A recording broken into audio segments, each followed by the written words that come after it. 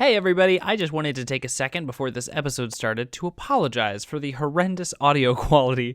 We are trying to figure some things out with the softwares that we're using and the microphones that we're using, and we were also recording in a different space when we were doing this one, so it was kind of a perfect storm, so our apologies on that, but I promise it's a great episode, so just stick with it, and it will get better. Thanks for being patient with us as we are learning all of the things. Enjoy! Hi friends, welcome to the Artist Blend. Today we're talking about songwriting. So grab your mug. And let's get talking.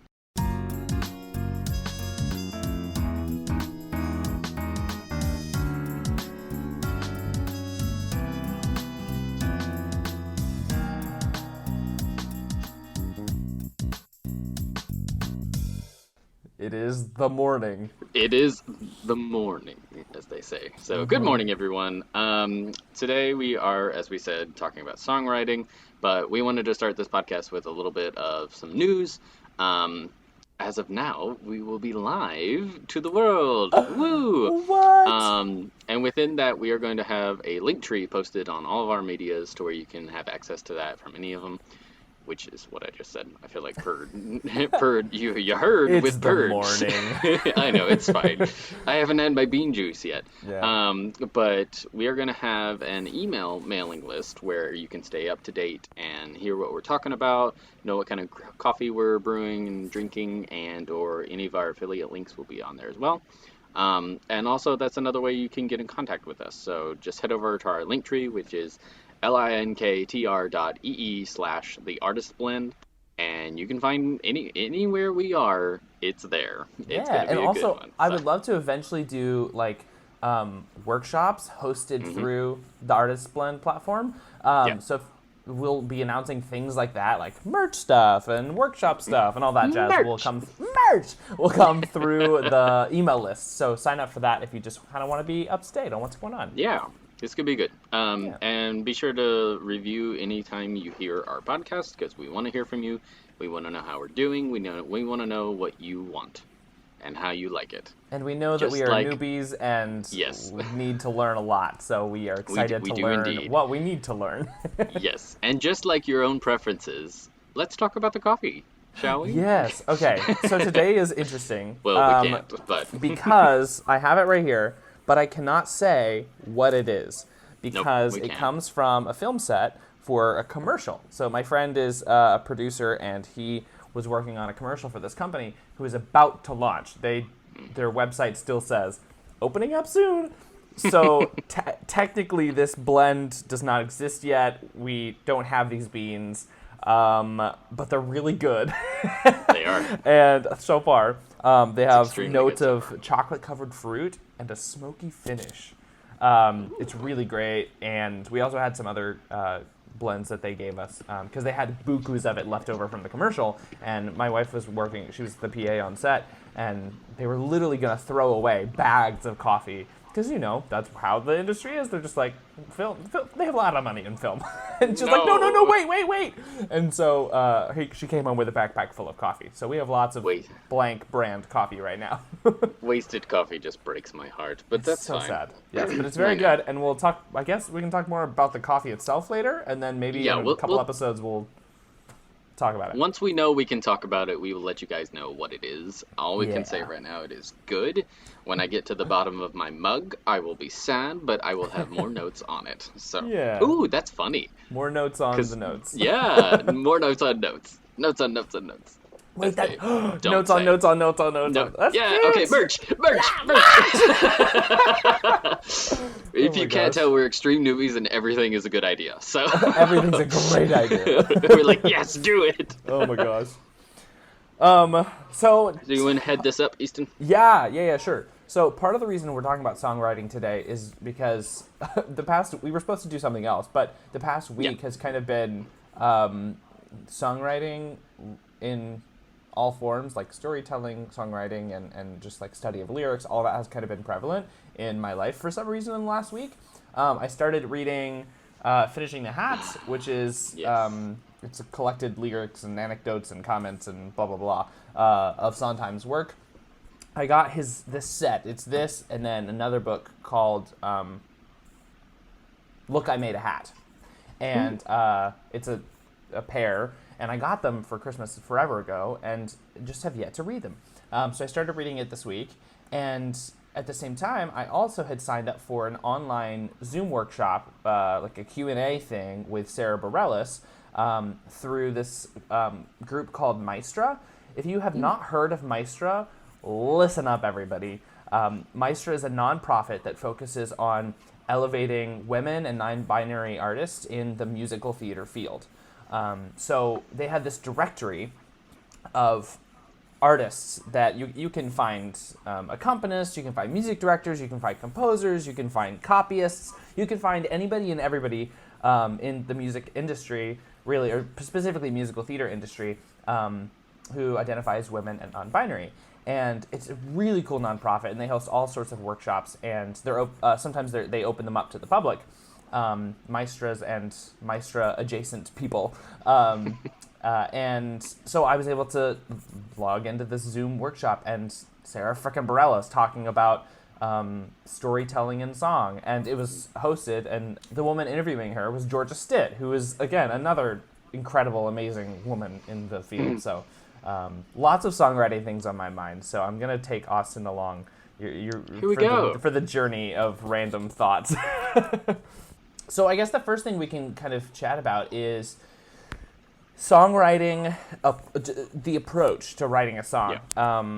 There's the spiritual approach, and there's the methodical approach. Not methodical as in like dry, but methodical as in method. There is a method, a way to do things. Martha Graham has talked many, many times about like letting what is meant to happen, letting the source, capital S source, move through you, and just let it come out.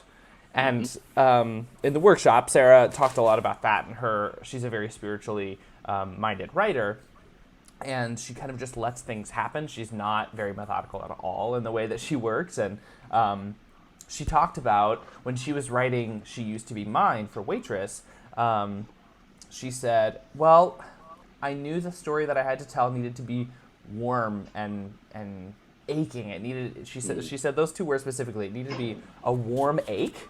And she was like, and I was just trying to figure out how I could do that. And she's like, well, okay, it has to be 6/8, because what is more warm and aching than 6/8? And she said from there, it just kind of happened. And she knew it needed to soar and to warm, ache, and soar. Those were the things she knew. And from there, it just kind of flowed out of her. And she said that is one song that is pretty much 100% copy-paste from the demo. And how that is the only song that maybe like ever has not gone under major revisions from its initial conception to being recorded. That's awesome. Which I thought was cool. Yeah. Like the fact that she knew the foundation enough of the entire story to be like, this is what this song needs to be, this is why this song needs to be. And nothing about, like, from the beginning, nothing had changed. The story went around that in a way. And that may be a twisted statement on my part, but knowing the musical and seeing it twice, like, it pretty much, like, that's the peak, and then we go back down. Which is funny, because I've actually never seen it. I want to so badly, but I've never seen it. The one time it came to town, I had a rehearsal or was in a show or something else. I couldn't see it, and then when I went to New York, I had other shows that were on my docket, and just never got around to it. So next episode, everybody, will be just a 2-person production of Waitress. There it is. Actually, no, just a 1-person production of Waitress. I shall play all the characters. and I'll watch. Great. We'll call it Waiter. It'll be fine. Waiter. Great. Waiter. And then I guess the other side of that coin of spiritual, not versus methodical, just like everything with the arts, there's a balance to find. And Sara is particularly spiritual writing heavy. And That's the other side, because she also talked about how she does not know music theory. She got her degree in, I can't remember. She does not have a degree in music. She actually The went to audacity. she went to the placement exam, sat down, and the first question was like, write out a G major scale. And she was like, I'm out. And she said to this day, probably couldn't do that. And she's like, I don't know. She's like, I can kind of play piano. Yeah. And like on the scale of experts and novices, I'm like down here towards the novice end. And she doesn't really know theory. And she's like, but that, I can't let that limit me. And she's like, it's been a struggle for me, which I have notes on for later. But like, it's just, it's interesting. But the other side of that coin. I'll save my thoughts for then. Yeah. The other side, not ironically at all, almost expectantly, is Sondheim's book and his approach. Through him, you can kind of hear his thoughts on the balance. Sondheim says in his book, Finishing the Hat, the craft is supposed to serve the feeling. And so he has a very specific idea that the craft itself you use in order to get to that feeling or to create that feeling or to manufacture that feeling. Maybe not manufacture. No. But he doesn't let the feelings guide him most of the time, from what I can understand and gather. I think he is very in tune emotionally with what he's writing. And he has to be. He has to be. Exactly. There's too many things where you're like, what's happening? But I think the difference is that I think an aspect about Sondheim is that he is very particular about incorporating the methodology and being very aware of what he's doing with theory and rhyme scheme and rhyme type and all those things. Yeah. He's so particular because he knows that the craft has to serve the feeling. And again, in this book he talks about rhyme schemes and adjectival padding and rhyme types and all this stuff. And one thing I love, this is a quote from his book. He says, "The notion that good rhymes and expression of emotion are contradictory qualities, that neatness equals lifelessness, is, to borrow a disapproving phrase from my old counterpoint text, the refuge of the destitute." He talks about how, like, clean rhymes are boring and they just suck the life out of everything. I want to be fun and make, like, slant rhymes. And how sometimes messy rhymes are good and all this stuff. But it's just a really interesting thought that talking about, like, good rhymes and expression of emotion can go hand in hand. The craft and the methodology and the emotion can work hand in hand. And one without the other is completely lost. Yeah. And doesn't really help much because you have to have both in order to tell the story well. So I guess the main first point of the songwriting discussion being, like, finding that balance between being spiritually driven and methodically driven. Yes, there you go. I know what you mean. Oftentimes, Ethan and I will just be talking, and I say the wrong word, and he's like, "Yeah, I know what he meant." Happened. So I'm not it. I was editing our like first or second episode, and there was a word or phrase that we just, like, breezed past, and I realized I have to edit this out because we never addressed what you're talking about, and it made no sense out of context. And I was like, but I knew. Oh well. Let the world wonder. It's fine. Yeah. Have you ever tried to write anything? And if so, do you feel like which side do you sort of approach it from? So the only thing that I've ever tried to write is poetry, because I really enjoy it. Which a lot of people would say poetry is a form of songwriting because there's rhyme, there's the rhythm and everything to it. But as far as song, I never have. I've only ever ingested music, to borrow a phrase from a friend. It makes total sense, and having my my bachelor's in music and, like, being aware of how the writing process is and the theory that goes into it and everything like that, I guess that's where my love of Sondheim, like, really, really at my core comes from, because I can see it from all sides. Not necessarily that I understand or can do all sides, but I can see it. Yeah. And it's interesting that he said that the messiness and the rhyme doesn't have to go with this, but it does at the same time, because if you listen to any of his music, you can hear little motifs or little plugs here, and some of his patter songs are ridiculously fast, but if you get the word wrong, it's not going to work. And it's the simple fact that I cannot fathom how long he probably stared at pages to be like, I need to get this right. So that Read this and you'll find out. I'm It's like literally him getting a going copy. through all of his old It's him going through all of his old work and marking it up. And he in the I'm literally like not even a chapter in. I've read the introduction and the preface and part of the first chapter of Saturday Night, and already it's just chock full of gold. And he talks about in West Side Story, he was like, a lot of the introduction is about rhyming, and the first chapter is rhyme, and he talks about how in West Side Story with Maria, I feel pretty. He has the line, "It's alarming how charming I feel," and he says something along the lines of, "You're telling me that Maria, a girl who grew up on the streets with a brother in a gang, has the poise and elegance to use the words alarming and charming to describe how she feels?" And he's like, "No, that was just a new lyric writer who wanted to show off his rhyme skills, and it did not serve the character, and it was stupid." That's basically what he said. I'm like, it's crazy how I love how critical he is of his own work. It's honest and it's upfront and it's blunt. He's a true artist. He's a true artist. Forever. To talk to your point of poetry and its resemblance to lyrics, he also has a great discussion on that, which I totally agree with. He was talking about how with poetry, it's similar to lyrics, but they inherently cannot be the same, because poetry has its own rhythm. It has its own lilt and musicality to it, which is so important in poetry.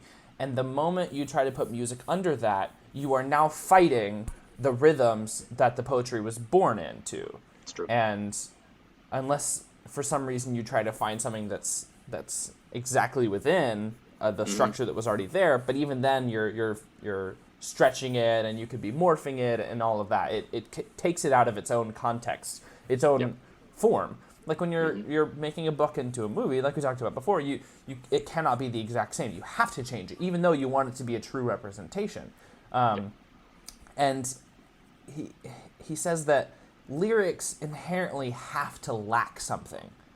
And what they lack is the music. And the moment you put music into it, it becomes what it needed to be in the first place. Why is he a genius? Why?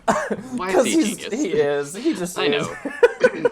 I'm sitting here, I'm like, of course that makes sense. Yeah. Brilliant. That makes total sense. Because I'm sitting here listening to you talking about his points about poetry can't become music necessarily, or the moment you put music under it, it fights. And I'm sitting here as a non-songwriter, I'm like, okay, does the music come first then? No, it's almost like you got to write both together. Otherwise, it's not going to work. Yeah, and that age-old question of which comes first? Which one first? Actually, that's the title of this musical. Yes, which came first? Yeah. Music or lyrics? Yeah, and it's brilliant that he says good lyrics will often read badly on the page. And he's like, that's a big thing he talks about, is it's kind of silly I'm writing this entire book, because when you put lyrics on a page, they don't read well, because they need the music. Yeah. And in order to be what they were meant to be. It's like when you have sheet music on a page, but you can't read sheet music, you're just looking at dots and lines, and you can't, it's not the same effect as the song. And similarly, lyrics on a page don't do justice to what the work itself is. And so poetry and lyrics fighting, which I just love. I love that I know, right? They can't coexist. They can't. But it's its own art. It's its own in thing. and of itself. Yeah. Balancing if you're trying to turn poetry into song, you have to understand the rhythm of the poetry, and then have to morph the music to it. Yeah. Which can work, but it really depends. If you've got a slow pattern poem, but you were like, I want it to be upbeat music. No, that's not gonna work. No. Like with in Oklahoma, he cites the lyrics, "Oh, what a beautiful morning, oh, what a beautiful day. I've got a beautiful feeling, everything's going my way." Yeah. That is boring. Yep. If you're just reading that as a poem, it's like, okay, that's fine. Yep. But the moment you put the the waltz gives it this lilt that it's just it's a brilliant point that he makes there. It really is. And I once read, because briefly between my 2 degrees, I was reading some books on poetry, and I just remembered, spark note, that it talked about no matter how you read a poem, nobody's going to read it the same way. Because our internal voice gives it rhythm, gives it a tempo, and gives it a feel. It's just like how we can misinterpret texts or emails or things like that, because we put context into that person, into that moment, however we're feeling, goes into it. So you could get a text that just says K, and it'd be perfectly innocent, but everyone else is like, oh my god, they're mad at me now. I don't know what I did. Yeah. So it's contextual, but also it's just fascinating to me, our brains. Yeah. And talking about her voice, that brings me into another aspect segue. of like finding segue central. Talking about your voice, and a lot of people were asking Sara, back to Ms. Barellies, about how to find your voice and how to work within the sound of your voice and trusting your voice and all this sort of stuff, and this abstract idea of your own voice. And she said brilliantly, if it is a creation of yours, if it comes from you, it will sound like your voice. And she's like, you can try to recreate any genre of song. If you try to create an Aerosmith sounding song, then it's going to be Aerosmith of your own voice. Yeah. And she's like, that's what makes your voice yours, is that it comes from you. And she says that your unique perspective is your superpower as a writer. And you have to lean into your unique experience in this world, and that's what's going to make your work interesting, is because no one else will have the exact experiences that you do, and no one else is going to be able to create the work that you can, because you are you, and because you have your own voice, which is born of your unique experience in life. And just like so many golden nuggets. Oh, Miss Barellies, have you heard of Maestra? Because this, no, that's fascinating, because it's true. I mean, that makes me think, again, musical realm, just because that's where we live sometimes. With like the musical is it Rock of Ages? I think.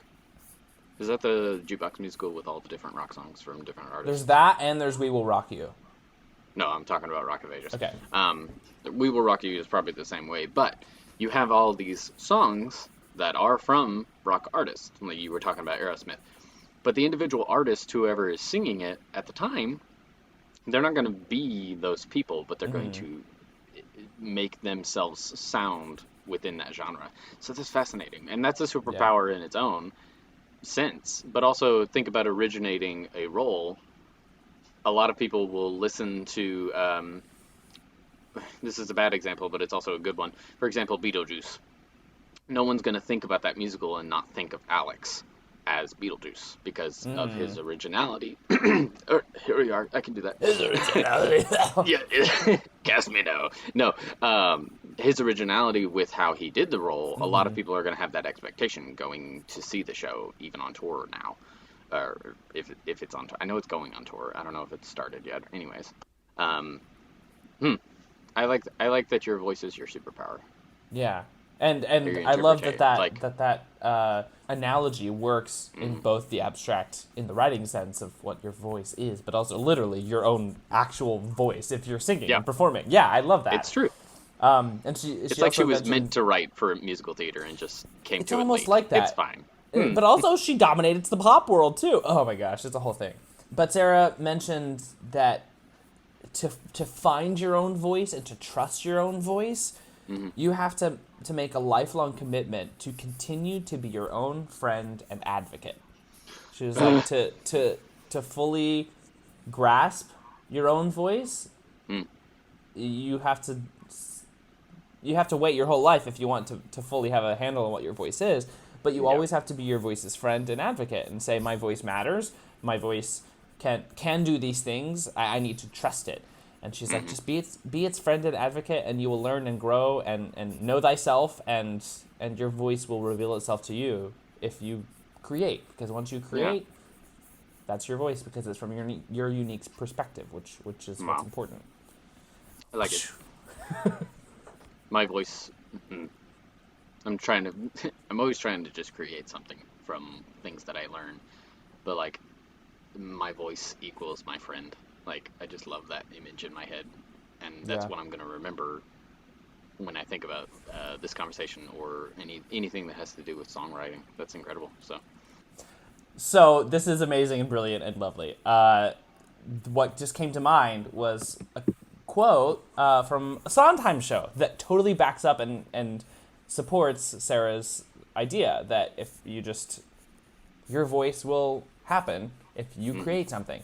It's in Something to Park with George, the song Move On, when he's worrying about what he's creating and if people will like it, and the fact that he likes what he makes, but it's just it's awful. And she's trying to encourage him, and she's moving on away from him and her life with him. And she says, just keep moving on. Anything you do, let it come from you. Then it will be new. Give us more to see. It's exactly what we're trying to say here. Exactly. And of course, he's already summed it up, 40 years ago? Yeah, great. Nothing under the sun is new. There's nothing new under the sun, but at the same time, it's new enough coming from you. So us having this conversation is in our own voice is just as important as them having this threshed out 40 years before us. Could you imagine if Sondheim had been given more time on this world? Because I wish he had. He had a lot. I know. He had a lot. No, I could not imagine a musical with Bareilles and Sondheim.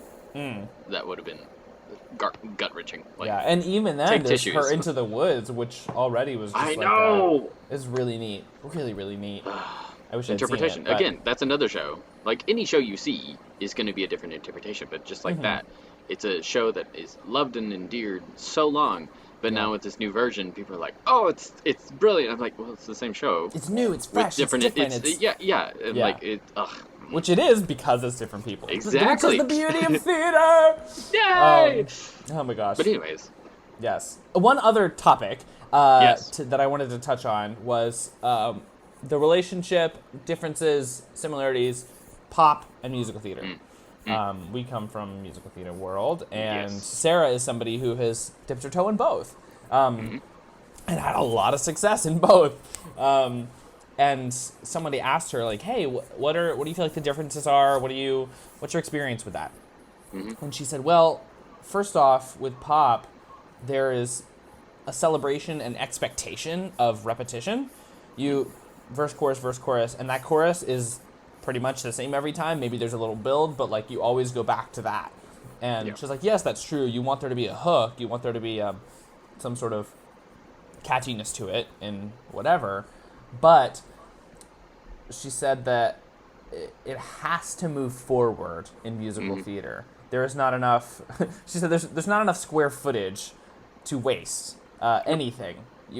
No bar can be wasted in telling the story. It has to be helpful to the audience, to understanding the characters, to understanding the story, and you sort of have some extra real estate in pop. The expectation is that you're going to repeat a chorus multiple times probably, and it's going to sound pretty much the same.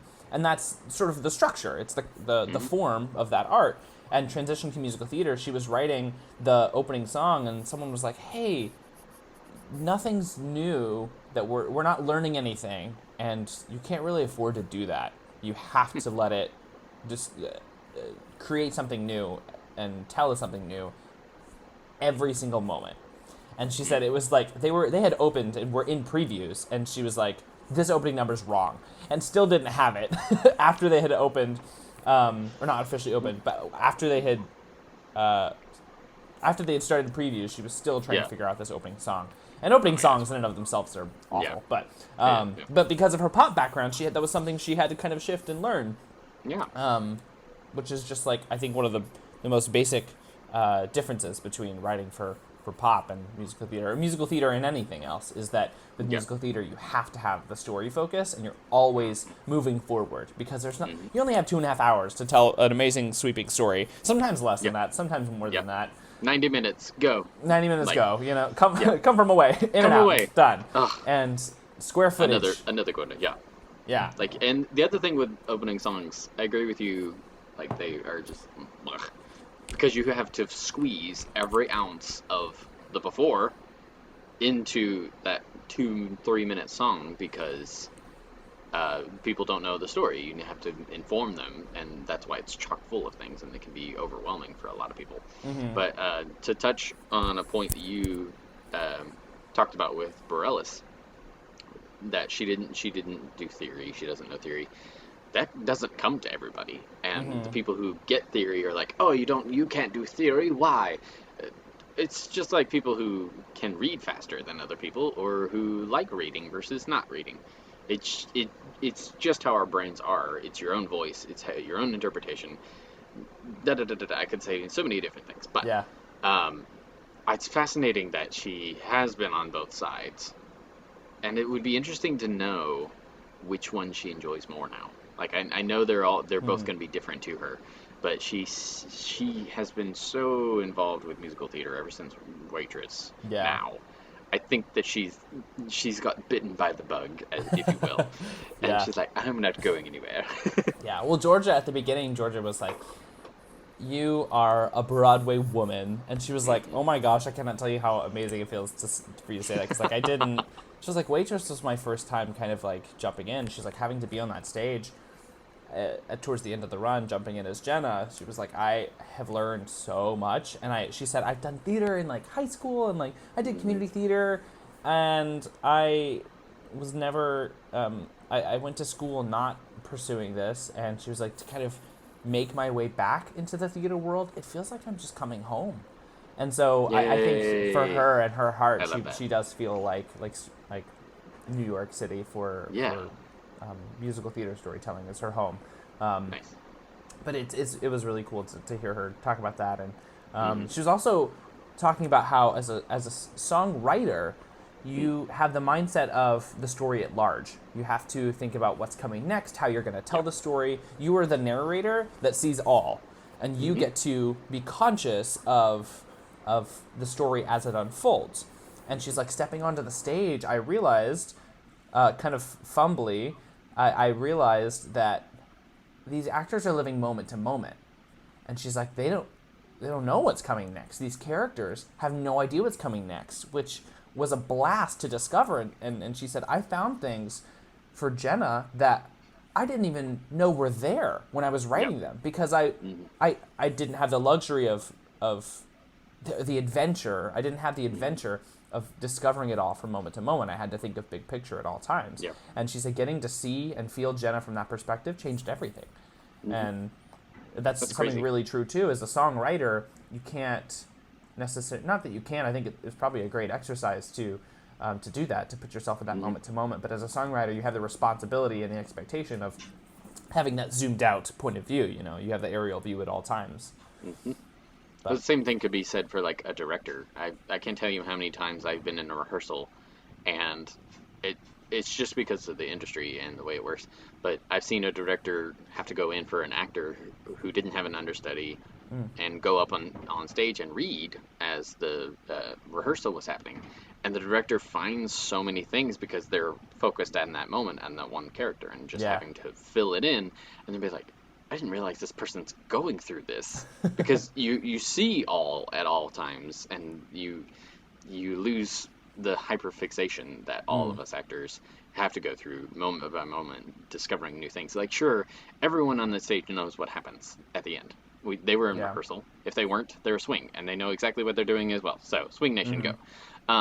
Swing Nation. But it's still fascinating that she fumbled into that. But as you and I being actors, we're like, it happens. Well, welcome. Yeah. And I love that she's at home. That is incredible, because I feel like the theater world in general can be home for a lot of people, and for some people it may be a toxic environment. It depends on where you are, but generally, a lot of the theater community is just welcoming, and that's what I love about it. That's why when I got the bug, I was like, yes, I love it. So. Yeah. Cool. Any other thoughts? Yes, two super quick things, which were just fun, and I think anybody listening would like to know.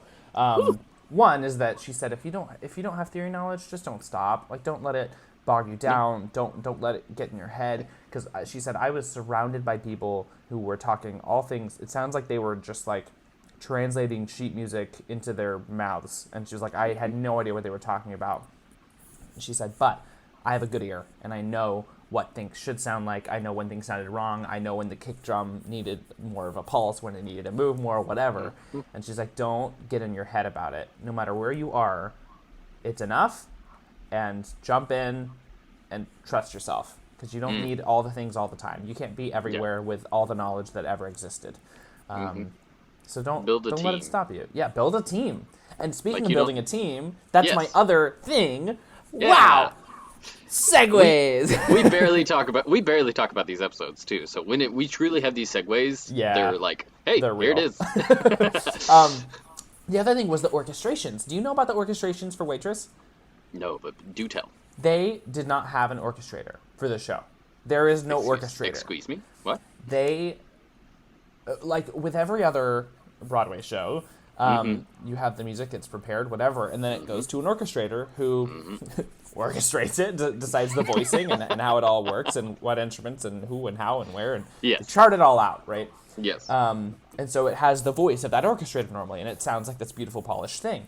But with Waitress, Sara said, the only way that I ever worked was with a band in a studio who kind of just workshopped it together. And it was a creation of those group of people. And she said, that's what we did for Waitress. They made it work. Yes. And she said, that's kind of what we did. We got the band together and we workshopped it and figured it out as we went. And so they all together split the orchestrator fees that come out of licensing and stuff. She's like, we all split it because it was all of us together. We were the orchestrator. I didn't want like one voice. It felt weird to not let the band discover their own voicing and orchestrate themselves. And she said that's one thing, the one reason why I think every single person in that pit was there when we closed. It was the exact same team. And she said finding subs were very difficult because you had to find people with a very specific skill set of those people. She said specifically finding somebody who could do, what was it? Like cello and guitar or something. And she was like, it was just weird. But the morale was incredible because they had created this work themselves. And they were the orchestrators. They split the orchestration title and credit and fees and everything. And she was like, and they were all there when we closed. It was great. I love that. I mean, orchestrators have their right place. We love them. We need them in the world. Oh my gosh. That's fascinating to collaborate, especially with a show like Waitress. Like, is it always going to be applicable? No. But having multiple voices instead of just the one copying it down onto the paper is fascinating. And it makes it sound more like a pop album. It gives it a really unique sound that other shows don't. And it worked perfectly for them, and it would work horribly for other shows, you know? Yeah. And I can't tell you how many times I've walked past a pit at times for a show, and the drummer is just frustrated with the music, and he's like, it should be this. And mind you, that's any drummer's individual voice. Sure. And any instrumentist. That's not a word. Any instrumentalist. There we go. Would probably say the same thing and be like, oh, this makes more sense, and they'll change it. And it's like, well, you can't do that, but you can as well. If it works better, fine. But I love that she built a team. I love that they were all there from beginning to end. Yeah. That's wonderful. And that also bears resemblance to Sondheim's major well-known quote, content dictates form. And for Sara and Waitress, the content of that show dictated the form of the orchestrations. It needed that in order to thrive. Look at that. Content dictates form. Works with Sondheim's philosophy. Maybe philosophy is what I'm looking for. We know big words. We know big words. Hey, this podcast is about learning and growing. Yeah, we're fine. But yeah, I feel like this almost needs a part 2 because this is a lot of information. Yeah, it is. Like and I love that. Like I want this to be a continued discussion. And Miss Barellies, if you happen to listen somehow, we would love to have you. You could actually talk about your. Could you imagine? We just get an email and she's like, "Yes, I would love it." Okay. But that is something. If you have particular subjects you want us to cover, or if you have people you want to be on here, let us know. We have some really cool guests coming up. Next week we've got somebody who you may know and love already, who's coming on and going to talk about some cool things. But yeah, we've got cool things in the works, and we want to work into the show things that you guys specifically want to hear. So let us know. Yeah. It's the artist blend for a reason. We're just two artists, but we want all involvement. Yeah. Yeah, and we only know so much, and this whole show is about like us trying to learn and talking about things. Exactly. So we can learn. And I'm not going to leave this episode and go, I can write a song now. No. Nope. But that's not to say don't try. Just go for it. Exactly. You know, for everybody, like do the thing and don't be afraid. No. Don't write stop. the song. We need it. Yeah. We need more of the songs. Don't let something be bad. Mm-hmm. And get to the end of the idea. Yeah. Which is another thing which we're talking about in the workshop. Get to the end of your idea, let it be bad, and then worry about fixing it later. Kick the editor out of the room, as Ben Folds once said. Oh, yes. I love that. There is no such thing as failure, only early attempts at success is the one thing I'll say. And the other thing is, I learned this in Theory 5. I'm not an expert, I just went into Theory 5. It was for a degree. It's fine. I wouldn't have walked into the building of Theory 5, let alone the class. Well, here's something you learn within Theory 5 is, here's the box that you have formed, all the rules that you know. Mm-hmm. Break it. And you're like, what? That's super frustrating. Like, you look at it and you're like, that can't be right. But they're like, it is. And I'm like, and it's the same in Shakespeare. It's like you build Shakespeare. You build this rhythm with iambic pentameter, and then you get to break it with a feminine ending or something that kind of makes the ear go, what? Breaking the rules is where the fun is. Well, it's like in directing. It's like in math. The moment you hit that wall, you have to go through the wall. So don't let your box define your idea.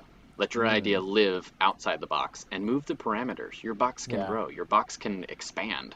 Yeah. Don't be a cardboard box and be fixated. Yeah. So many TV shows today, I feel like, too, are specifically with Netflix. Netflix is doing cool things that because everybody knows what cable TV box looks like. Not the literal cable box, but like the parameters. Square, it's a little gray. Yeah, but like we all are familiar with the parameters for cable television. But now that we're into this weird flexible place with streaming services, now we can enter into a time of weird new creations. And Netflix, I think, is the champion of that so far. Like with Bandersnatch, having their own choose your own adventure show. What? Yeah. What? So that's know insane. the parameters and then break them, and that's a really cool topic too. We could have a whole episode about that. We could. I think we may. Like, what's a wall? But on to end, I'm at the bottom of my cup. I think we will continue this discussion into a different episode because it's truly fascinating. I think I'll get a copy of that book before we do, and we can maybe finish to the end of it, and we have way more thoughts on that. Yeah, I love that. So, what do you think of the coffee? I liked it a lot. I love it talks about the chocolate covered fruit, and I really got that. It was like it's fruity enough. I normally don't like fruity coffees. I like the more nutty things, but this had a really nice balance of it gave me enough fruit to be able to still leave room for that chocolate. And it had a nice citrus blend, that's for sure. And the chocolate I got, it's a hint of a note for my palate. That's the other thing. Coffee is different for everybody because everyone has an individual palate. So I'm going to go the entire day being like, that's fine. That's your journey. That's great. That's your journey. Yeah. But I really enjoyed it. Merch! That's your journey. That's your journey. That's great. But I enjoyed the groundedness, to not put a pun in it, but like the coffee was just really, really grounded. I'm excited for this brand to come out. They seem really cool. So stay tuned for that, everyone. But on brands that are amazing and all that, Easton, why don't you plug our little friends over at Cover? I've forgotten the name. Carver Coffee. Carver Coffee. Carver Trading Company. Cover Cafe. Cover Cafe. Yes, if you want really good coffee that is roasted to order and shipped to your door, go to carvertradingco.com, or you know what? Click the referral link in the show notes or in the link tree. Because you know why? Do you know why? You get 10% off. Are you kidding me? Which is amazing. 10%? Are we writing an infomercial? I think so. Maybe we should stick to songwriting and not infomercial writing. Yes, there you go.